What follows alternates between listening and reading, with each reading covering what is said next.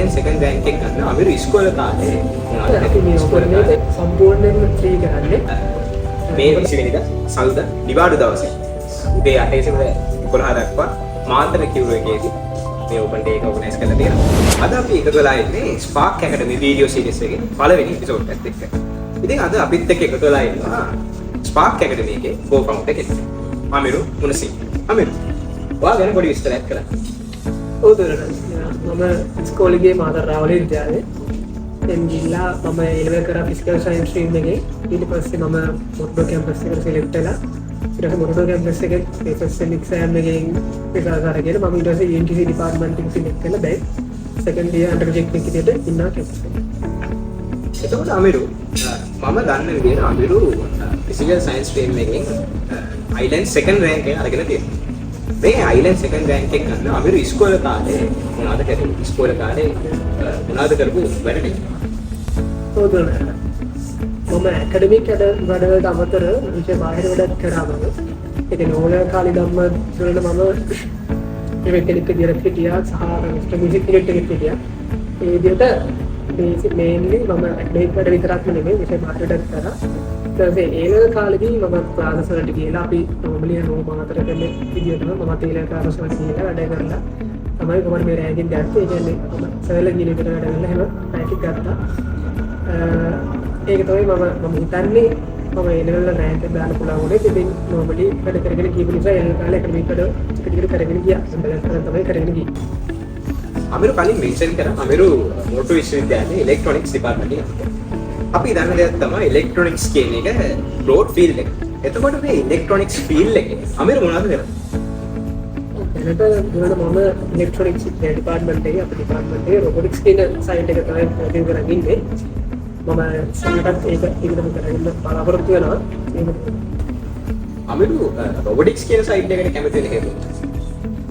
උදේ මම ඒක කරලා ඉවරනාට පස්සේ පොඩ්ඩක් කැම්පස් එකට යන්න කලින් මම නිකන් බලුවා මොනවද මම ඉස්සරහට කරන්න ඕනේ කියලා. එතකොට මම එක දේවල් ඉගෙන ගනිද්දී මට රොබොටික්ස් කියන සයිට් එක කියන්නේ ඉගෙන ගනිද්දී ඔක හම්බ වෙනවා. එතකොට මට හිතුණා මම ඒක ගැන තව පොඩ්ඩක් ඉස්සරහට ඉගෙන ගනිද්දී මට නිකන් ආසාවක් ඇතිවුණා ඇත්තටම රොබොටික්ස් කියන එක්සයිට් එක. ඔය විදිහට වීඩියෝස් තියෙනවා YouTube වල. එතකොට ඒක නිසාම තමයි මම UNC ඩිපාර්ට්මන්ට් එකත් ප්‍රෙසෙන්ට් පස්සේ සිලෙක්ට් කරගත්තේ. ඒ කියන්නේ මට ඉස්සරහට කරන්න ඕනේ රොබොටික්ස් නිසා තමයි මම ඩිපාර්ට්මන්ට් එක සිලෙක්ට් කරගෙන ඉන්නේ. කෙනෙක්ට හිතන්න පුළුවන් අමිරු රොබොටික්ස් කියන එක කරන්නේ මොට්ටෝ විශ්වවිද්‍යාලය වගේ තැනකට යන්න. මොට්ටෝ විශ්වවිද්‍යාලයට ගිහින් ඉලෙක්ට්‍රොනික්ස් ඩිපාර්ට්මන්ට් එකටම යන්න ඕනේ කියලා. ඒ කතාව ඇත්තටම නේද? මොකද දැන් අපිට ඕනතරම් ඔන්ලයින් රිසෝසස් තියෙනවා. ඒ වගේම දැන් AI රෙවොලුෂන් එකත් එක්ක ළමයින්ට ඕනතරම් රොබොටික්ස් ගැන ඉගෙන ගන්න පුළුවන්. ඒ කියන්නේ ඔබට ChatGPT එකේ ඕනතරම් රිසෝසස් තියෙනවා. ඔබට ඉගෙන ගන්න පුළුවන් රොබොටික්ස් කියන එක අපිට ඕනේ කියලා. නමුත් මෙතන ප්‍රශ්නේ තියෙන රොබොටික්ස් එකේ ගොඩක් ෆිසිකලි එන්ගේජ් වෙලා හાર્ඩ්වෙයාර් සයිඩ් එකට ගොඩක් බර සබ්ජෙක්ට් එකක්. ඒක නිසා ළමයින්ට අර ඔන්ලයින් ඉගෙන ගන්න එක ටිකක් අමාරුයි. ඒක නිසා ගොඩක් ඉන්ස්ටිටියුට් සහ ඉන්ඩිවිඩුවල්ස් කියනවා ඉගෙන ගන්න පුළුවන්. දැන් නමුත් මොට්ටෝ කැම්පස් එකට සිලෙක්ට් වෙලා ආවොත් ඔබට ගොඩක් ඔපචුනිටිස් හම්බ වෙනවා රොබොටික්ස් ඉගෙන ගන්න පුළුවන් විදිහ. ඒක නිසා ඒක මගහැරුණා කියලා නමුත් මගහැරුණා කියලා ඔබට රොබොටික්ස් ඉගෙන ගන්න බැරි වෙන්නේ නැහැ. ඒ නිසා මම හිතන්නේ ඔයාලා ඉන්ස්ටිටියුට් එකේ ඉගෙන ගන්න පුළුවන්. අපි මුලින් කතා වුණා ස්පාර්ක් ඇකඩමි. අමිරු කියලා කියන්නේ ස්පාර්ක් ඇකඩමියේ කෝ-ෆවුන්ඩර්.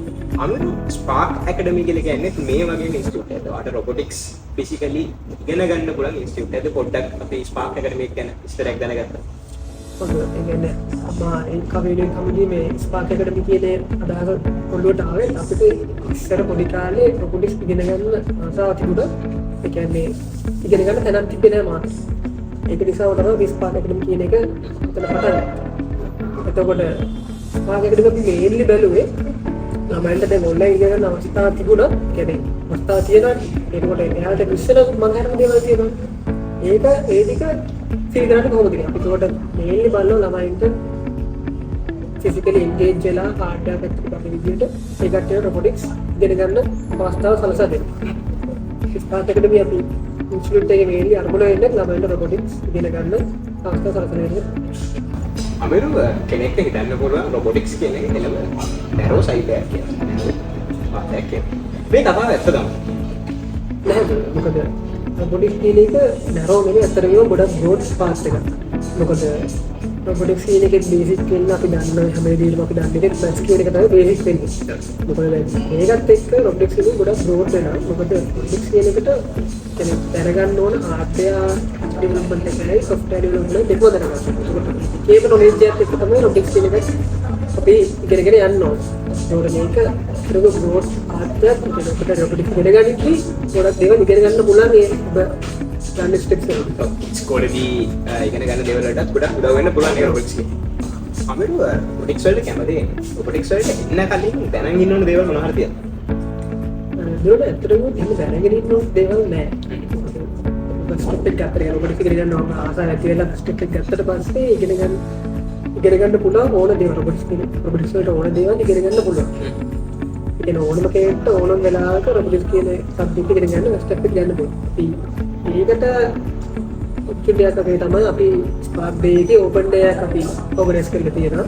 ඒ කියන්නේ ඕනම කෙනෙක්ට මාතර ඕනම කෙනෙක්ට වයස් ભેදකින් තොර ඇවිල්ලා රොබොටික්ස් කියන සබ්ජෙක්ට් එක ඉගෙන ගන්න ස්ටෙප් එක තියන්න පුළුවන් මේ ඕපන් ඩේ එකේ.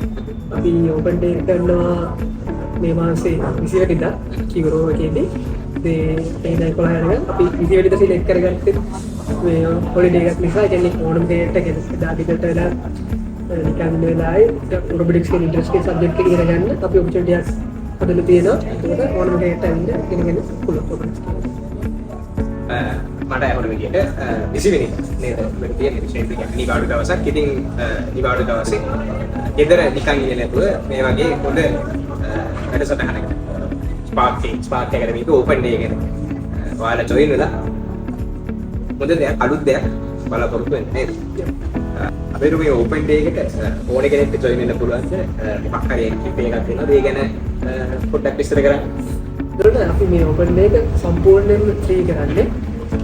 මොකද අපිට ඕන මේක ඕනම බයික් මේකින් තොරව සහ ඕනම ළමයෙක්ට ඇවිල්ලා මේ ඔපචුනිටි එක හදා ගන්න අපිට අවස්ථාව සලසා දෙන්න හිතුණා. ඒක නිසා තමයි මේක සම්පූර්ණයෙන් ෆ්‍රී කරන්නේ. එතකොට මේ 20 වෙනිදාට ළමයින්ට ඇවිල්ලා ෆන් ඇක්ටිවිටිස් අපි කීපයක් ඔර්ගනයිස් කරලා තියෙනවා රොබොටික්ස් රිලේටඩ්. ඒ ටික කරලා හොඳ ඉන්ට්‍රස්ටිං සෙෂන් එකක් ගන්න පුළුවන් කියලා හිතනවාම අපි පැය 3ක් ඉස්සෙල්ලා ඒක ඔර්ගනයිස් කරලා තියෙන්නේ ගොඩක් ස්ටෙප් එක හරියට අරගෙන ළමයින්ට ඒගොල්ලන්ට ගෙදර ගිහිල්ලා හොඳට රොබොටික්ස් ගැන ආසාව ඇති කරගලා යවන්න තමයි මේක ඔර්ගනයිස් කරලා තියෙන්නේ. ඕපන් ඩේ එකේ පස්සේ ස්පාර්ක් ඇකඩමි එකේ ඊළඟට තියෙන අපිට බලාපොරොත්තු වෙන ටැලන්ට්ස් මොනවද? අපි ස්පාර්ක් ඇකඩමි එක වශයෙන් අපි ප්ලෑන් කරලා තියෙනවා රොබොටික්ස් කෝසස් ඒජ් කැටගරිස් කීපයකටම. අපි ඒක පටන් ගන්න හිතන් ඉන්නවා නොවැම්බර් 8 ඉඳන්. මේවා මේ කෝසස් අපි පොඩ්ඩක් ප්ලෑන් කරේ. ඒ කියන්නේ ඒජ් කැටගරි එකට හරියට ඉඳලා සමහර වෙලාවට පොඩිම ළමයින්ට කියන දේ නෙමෙයි ලොකු ළමයින්ට කියලා දෙන්න. ඒ විදිහට අපි ඒජ් කැටගරිස් එකට කඩලා අපි මේ කෝසස් ඔර්ගනයිස් කරලා තියෙනවා. එතකොට මේ ඕපන් ඩේ එක අපි ඕපන් ඩේ එකට එන ළමයින්ට ඒ ආසාව ඇති කරගෙන මේ කෝසස් වලට සම්බන්ධ වෙන්න පුළුවන් මේ හැම ළමයටම අපි මේන්ලි බලන්නේ ස්කෝලේ යන ළමයින් සහ දැනට A level කරලා ඉවරලා ඉන්න ළමයින්ටත් මේ අපේ කෝසස් වලට සම්බන්ධ වෙලා රොබොටික්ස් ගැන හොඳ ඉන්ඩෙප්ත් knowledge එකක් ගන්න පුළුවන්. එතකොට යාලට යුනිවර්සිටි සිලෙක්ට් කරලා හරි තව ඉස්සරහට යාලට රොබොටික්ස් කැරියර් එක යාලට කන්ටිනියු කරගෙන යන්න පුළුවන් අපේ කෝසස් එක සම්බන්ධ වුණාට පස්සේ. ඔව් අමරු මම ආයෙත් මතක් කරනවා මේ 20 වෙනිදා සඳුදා නිවාඩු දවසේ උදේ 8 සිට 11 දක්වා මාතර කිව්රු එකේදී මේ ඕපන් ඩේ එක ඔර්ගනයිස් කරලා තියෙනවා. අපි හැමෝටම අනිවාර්යෙන් ජොයින් වෙන්න කියලා ආරාධනා කරනවා. වැඩිපුර විස්තර සඳහා පල්ලෙහා ඩිස්ක්‍රිප්ෂන් එකේ WhatsApp group එක link එකක් තියෙනවා. ඒකෙන් ඔයගලන්ට වැඩිපුර අප්ඩේට්ස් තව ඉස්සරහට ගන්න පුළුවන්.